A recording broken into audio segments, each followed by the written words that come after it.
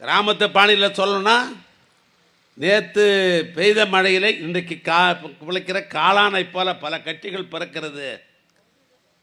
கட்சியை ஆரம்பிக்கிற பொழுதே முதலமைச்சர் ஆசைத்தான் அவளுக்கு இருக்கிறது ஒழிய நாட்டு மக்களுக்கு இதை செய்யணுன்ற ஆசை எதுவும் இல்லை. அப்படி இந்த தமிழ்நாட்டு மக்களை ஏமாற்ற சில பேர் முயற்சிக்கிறார்.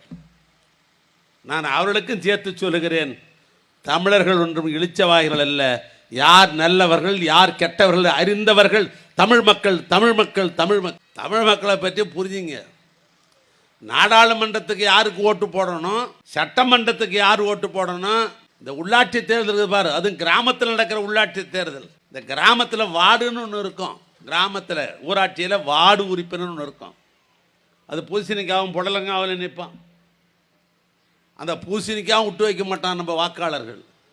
எந்த பூசணிக்காவுக்கு ஓட்டு போடுவது, எந்த புடலங்காவுக்கு ஓட்டு போடுவது என்று பார்த்து அதுக்கும் ஒரு ஓட்டு போடுவான்.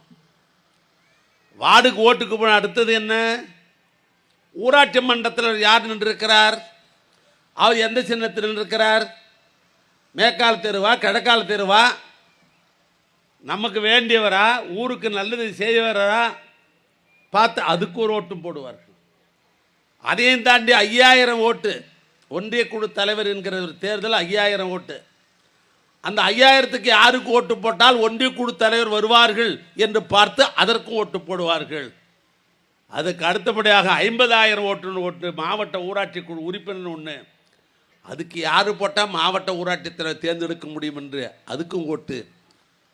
ஆக வார்டுக்கு ஒரு ஓட்டு, ஊராட்சி மன்ற தலைவருக்கு ஒரு ஓட்டு, 5000க்கு ஒரு ஓட்டு, 50,000க்கு ஒரு ஓட்டு என்று ஊருக்கு நல்லது செய்வார் என்று பார்த்து பார்த்து போடுகிற இந்த வாக்காளர் பெருமக்களுக்கு தெரியும், நமக்காக உழைத்து கொண்டிருக்கிற ஒப்பற்ற தலைவர் அண்ணன் மு.க. ஸ்டாலினுக்கு 2026 அவருக்குத்தான் ஓட்டு போடும் என்று தமிழ்நாட்டு மக்கள் முடிவு செய்து விட்டார்.